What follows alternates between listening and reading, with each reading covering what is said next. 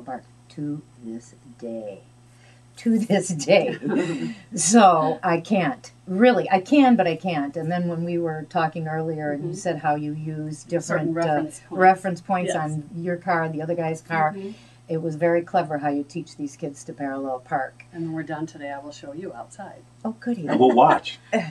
And we'll record that segment for a future show. I have recorded that. I'm trying to digest it myself. She has some very good reference points and tips on how she teaches these kids, and it sticks with them. What are the state's requirements for owning and operating a commercial driving school and being a certified instructor? Because you said they're more stringent than, say, the public school teachers. Absolutely. In order to own and operate a commercial driving school, a person must be over 25, have a ticket-free record, and take a 48-hour driver's ed accredited course from a local college. I went to Oakton and Des Plaines and, of course, passed with an A, which I loved. Our professors were Dr. Gruber and Dr. Hansen, and after we passed that course, then we also had to take a 100-question test through the Secretary of State, a vision test. We were fingerprinted. Luckily, we weren't handcuffed. Just kidding. Along with the written test, which was 100 questions, which was horrible. We needed to have a physical as well, and we had to be of good moral character. And then we had to teach adults for 6 months at the time before we were even able to sit and teach teenagers. So you had to do the adults first, and then you became certified and accredited to teach the teenagers. Yes. Wow. What's different about your methods, your teaching methods? My teaching methods consist of, as I was telling you earlier, reference points.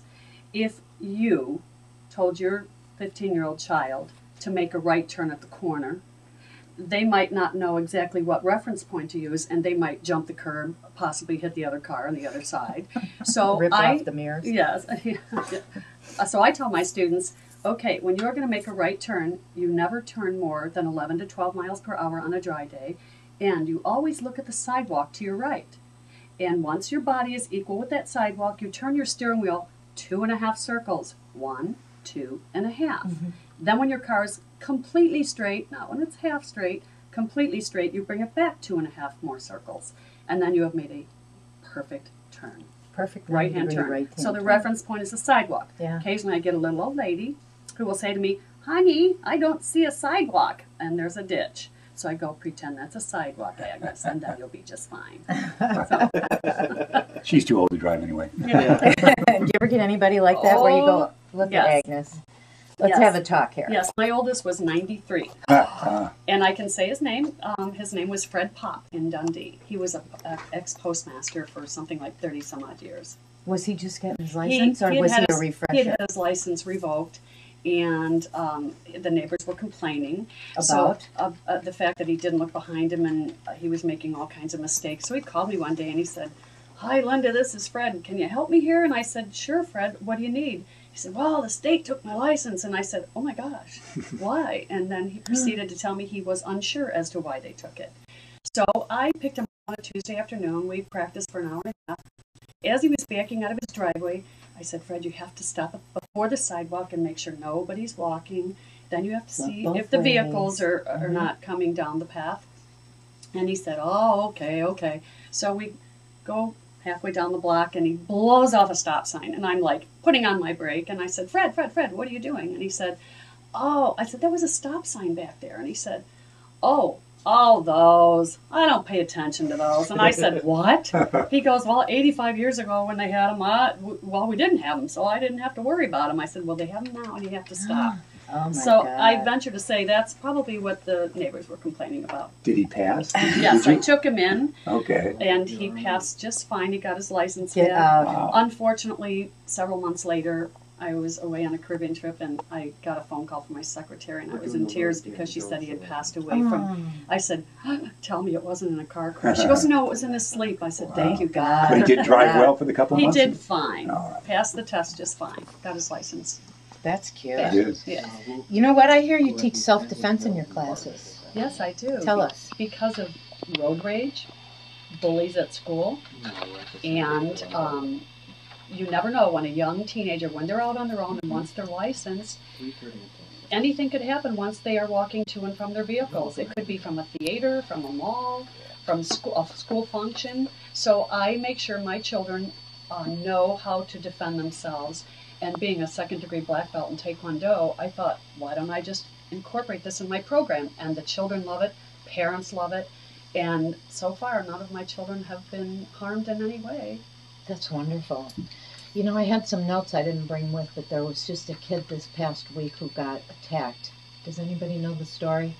By 8 other youth? From 13 to 19, and it was someplace like in South Carolina. And 3 of them beat him, and the other 4 were going to rob him. Oh my God. And he had just spoken to his parents. He had a midnight curfew.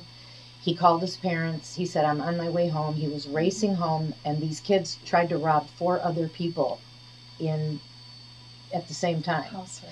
And he was the 5th, and they just beat this kid to a pulp. And he had a concussion, broken nose. He's going to have more reconstructive surgery on his face.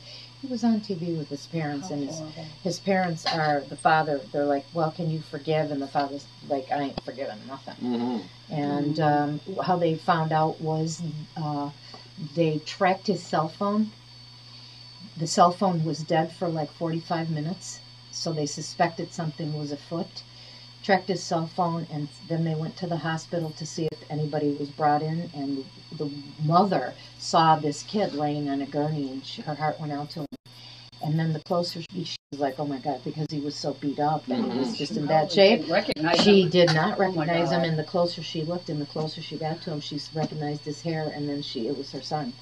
So, I mean, thank God the kid's alive. Thank God he got to the hospital. I forgot all the particulars of the story, but case in point, maybe if the kid had known a couple of tips, you know, self-defense, yes, Maybe not, but you never know. It couldn't hurt. You know what? It can't hurt. And I took Nick Verrocchi's women's self-defense course. Remember last year? Sure. That was wonderful. And I'm so glad I took it because it just showed you what to do if you have the presence of mind. It gave you like a lot of different tips and things.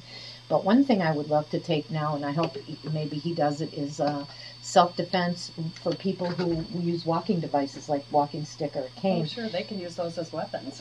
But I would like to Nick to give us some tips on exactly how to use them as a weapon, because when I just had my knee replaced March 31st, and I walk around the neighborhood when I take my dogs out, I have a walking stick, a cane, as per my doctor's. Mace. I do that too, but I see a lot of the homeboys when they drive by here and there, and they kind of look at me and think, easy pickings, 2 dogs in one hand, cane in the other. Easy target, yep. Exactly. And I just, I think more people need to know how to defend themselves. Well, I do give free self-defense lessons to a lot of women in the communities, and you guys are more than happy to join them. And I do that right at our school. That's something that I wanted to ask you about in my notes. When do you do that? Who do you do it for? Do you put programs on for women's orgs? I belong to a tap dance group at the Dundee Park District, and all my tap gals came over, and I'm the baby in the group. They're all in their 60s, 70s, 80s, and even some in their 90s. And they wanted self-defense lessons, and I said, perfect. So a lot of them came, and I've helped people from different businesses, and I also work with some children who maybe we're in abusive relationships, and so I love it. And we pick a night once a month when everyone is available, and I hold it right at my school.